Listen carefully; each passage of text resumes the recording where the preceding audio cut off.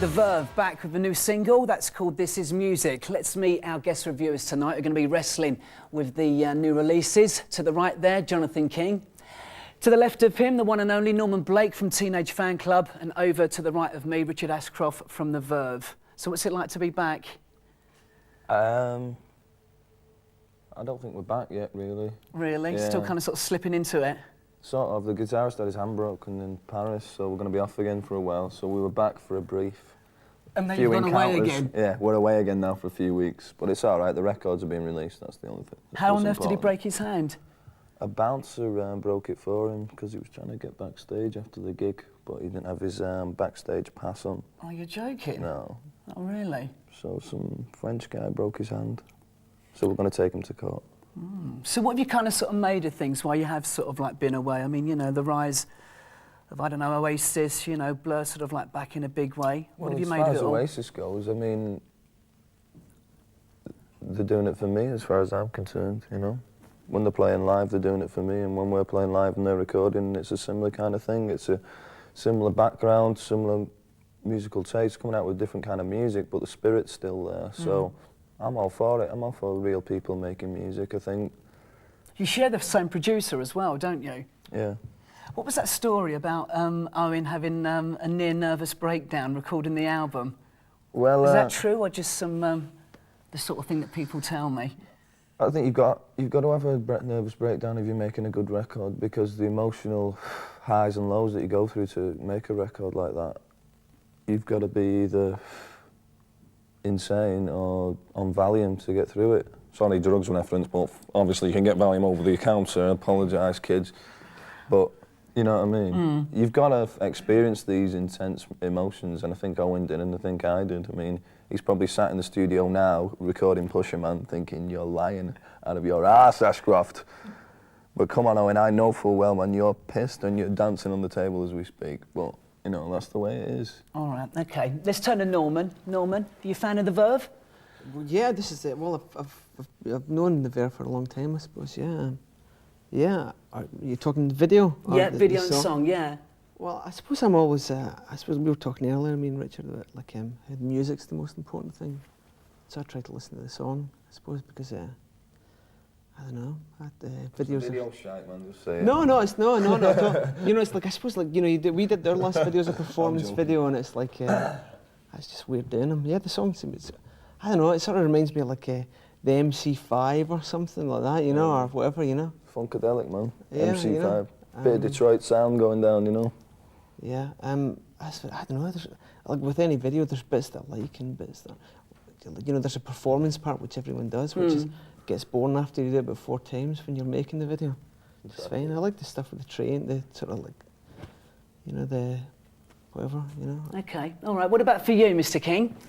Yes, I don't like videos ever, because I like to listen to records rather than look at them. But it worked very well. I like the sound of the Verve. They're very much in a similar bag to Oasis and various others who are borrowing a great deal from the past. And when, of course, you get as old as me and you remember the originals, you have to be able to divorce yourself from the originals and listen to the new thing and see how well it's done. And that sounded to me very well done indeed, like an awful lot of the Oasis stuff is well done. The bands I don't like are the bands that borrow too much from the past and don't do it as well. All right, well, let's see what you'll think of our next video, a band who can do no wrong in the music press at the moment. Supergrass are back. Sound guy, though. He stole our sound guy. They stole his sound guy. This is come up to Wigan, Supergrass. Let's have a word with you, all right? Come on, let's have it. Growing sideburns years ago, I was. Right, this is Supergrass, this is Lenny. So the gauntlet has been thrown down by Richard from The Verve. We'll talk a little bit more about that in a minute, but let's first of all turn to Jonathan King. I noticed that you lot have been praising Supergrass in the tip sheet over the last couple of months. You're a fan? Absolutely, the tip sheet. It's an industry publication, as we should explain. It's only available to people in the business. And when I heard Caught by the Fuzz, I thought it was one of the great records of 1994. And we stuck it straight on our front page. And I met the guys, very nice young kids. And I think they're a tremendous band with great potential. My worry is that they're being brought on much too fast. All the media is acclaiming them as the new great white hope of the British music industry. The record company are pushing them really hard and all the rest of it. I don't think either of their releases since Caught by the Fuzz is up to that standard. Neither this one nor Man-Sized Rooster, the last one. And I think they should be going a bit slower and keeping their quality up. Even the video there, it was all bright, lots of colours and bright lights and fast editing and fast cutting. I don't think that sort of a band needs that kind of a video. I think that kind of a band is a very good performance. I saw them opening for Ride in Manchester a few months ago. They're a good little band, but they should be allowed to develop naturally. Too many people in our industry try to bring people on too fast. Do you think that, Norman? Do you think it's going too quickly for Supergrass? I'm not really sure. I don't know, but I mean, I suppose I'd agree with it. I thought the video was kind of like there wasn't really a lot of thought in the video. It was like loads of flashing lights and like a lot of green on the bottom. I noticed that. I don't know whether it's the monitor that we're watching, but I think it was your eyes, actually. Yeah, it might well be. We're wearing glasses, and I suppose it's kind of like we've got a sort of different outlook in sort of life. I didn't see any green. Did you see any green? Well, yeah, but I don't know. Yeah, I don't know. I don't think I could really relate the video to the song or whatever. It was just like the video kind of just seemed to pass. Had you heard any of the other sort of like releases before this one? I heard that bits and pieces. I know they've done some stuff with Sub Pop and stuff, which is interesting because I suppose like the British music press at the moment are kind of down on American music, and I think it's good that maybe a group like Supergrass make records with Sub Pop or whatever. It's like you should check out on the Sub Pop release. There is an acoustic version of Caught by the Fuzz, which is just brilliant. So you should listen to both the electric and the acoustic version of that. He's a mine of information this evening, isn't he? I did not know that. How much have they paid him? Richard, what did you think of that? I thought the riff was all right, but as far as the video goes, I say the same about our video as well. I think it's very hard to make I think there's a huge difference between an incredible video and an average video, and that huge difference is £150,000. What you think it's literally down to money? Well, I think you can make a great video cheaply, but if we're criticising videos on whether it's going to sell the record or not, that's not going to sell the record. That video, I don't think. What about the song though? Are you a fan of What's in the Grooves? I've not really heard that much of them. It's the first time through that little Sony TV there. Sorry, that huge screen that we're watching the video. That's what I don't give it away. But they seem all right, yeah. They seem all right. Okay, all right, well, let's see what you think of our final video. We're going completely in a different direction now. If you can imagine M&A, I think, getting it on with R. Kelly, musically speaking, that is, it might sound something like this. From Def Jam in America, this is Montel Jordan. We're giving some of the week's new releases, the Once Over, that's the new one from Montel Jordan, and that is called This Is How We Do It. Norman, did that get your toes tapping? Well, I mean, apart from the title, the only sort of words that I could pick out were straight up coming from the west side. And I can't really relate to that, you know. I don't really know what that means. And there were parts in the video where I thought the woman was sort of giving the guy who was singing it a W-A-N-K. They were kind of suggest that, you know. W-A-N-K. All right. And kind of, I don't like the way that a lot of sort of like dance and rap videos sort of use women in that way, you know. It's kind of like, I find a lot of them fairly offensive. I'm not trying to be ultra right on, but, you know, it's kind of like, I don't know if there's any need for that, really, you know. Are you a dancer anyway? I mean, you know, do you get out there? Do you get busy on the dance floor? I danced to Aretha Franklin and sort of like, I think like a lot of soul music is really blanded out, and 90s soul music is like, I don't know, it's just not as good. And that to me seemed like lots of other things that I've heard. Okay, so that went right over your head. Richard, you were saying... Apart from that, I loved it. Yeah, I thought it was great. Yeah, top 5 record. Richard, you were saying the same. I mean, were you agreeing? I just think it sounded too clean. The video was too clean, too polished. I mean, I said before that it can cost a lot of money to make a good video, but that's a classic example of someone getting a lot of money making a really bad video, you know? All the cliches were there, it just looked like the Word to me, you know? Looked like the opening credits to the Word. It's almost like there's these sort of white guys making videos for black people, or, you know, yeah, this is what a black video is, or whatever, you know, and it's really patronising or whatever, I think anyway. I don't know who made it. You didn't direct this, Jonathan, did you? No. But, Jonathan.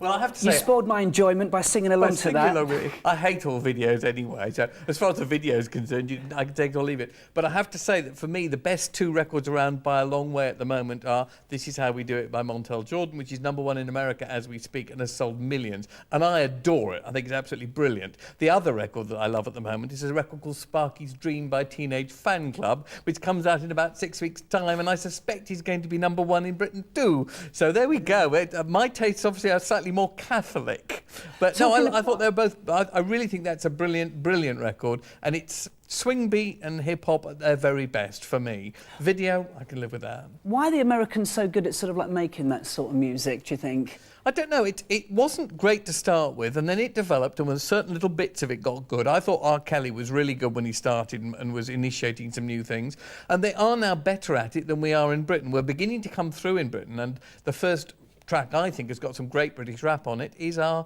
song for Eurovision. Get out of here! Get out Love of City here! Groove, available at your local store, and you can watch it win in Eurovision on May the 13th, folks. You said to us earlier on it was either going to lose or going to win. It's changed. Don't listen to any of that. Kids ignore it. Pick up a guitar and aspire to be great. You know what I mean? Come on. Jonathan, what made you want to get involved with the Eurovision Song Contest? Why? I just felt like you've got a show there with 20 million viewers. For heaven's sakes, make it a shop window for all the best in British music. So I really hoped that the show would actually reflect great British music of every different type. The public can then vote for the one that they like most. If it wins, we'll see. You're quite right. In Eurovision, I really do think we stand as much chance of coming last as coming first. But the great thing is I think it'll do one or the other because it's a record of extremes. And if in future years we can start showing new bands and new artists of every type of music to those millions of viewers, we'll be at least using the slot for some good music instead of for some awful music, which it's been for the last 30 years. Would you two guys ever think about doing a Eurovision Song Contest entry if somebody asked you?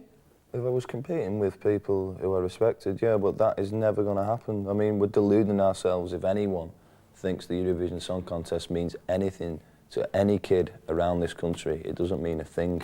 What about for you, Norman? Well, yeah, I suppose it depends how much money there was in it, really. I mean, I don't know if you get paid for doing the track or... You don't get paid very much, but the way I look at it is most kids are out there are trying to get a toehold on the first rung of the ladder of getting to success. Yeah. And I think that they could do with the exposure. And I don't care whether they're guitar-based or rap or hip-hop or whatever. If we can start giving them that first bit of exposure, it can only be a good thing, as far as I'm concerned. I think that's... I agree with you. I mean, Exposure's right, but the history of it's too much. There's too much history.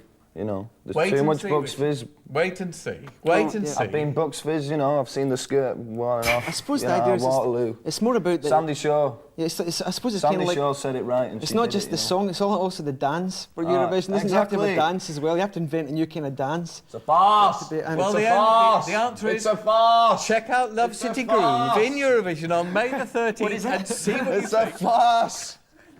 So, sort of punk rock with the Highland fling. That would be that could my twist on it. On that note, we'll leave you to think about that as we go into the break. On the other side of the break, we've got Earthling and the Boo Radleys at the Astoria, and I unpeel some of the wrapping of some of the week's new releases. Thanks all of you for joining us tonight. Thank you. It was a pleasure.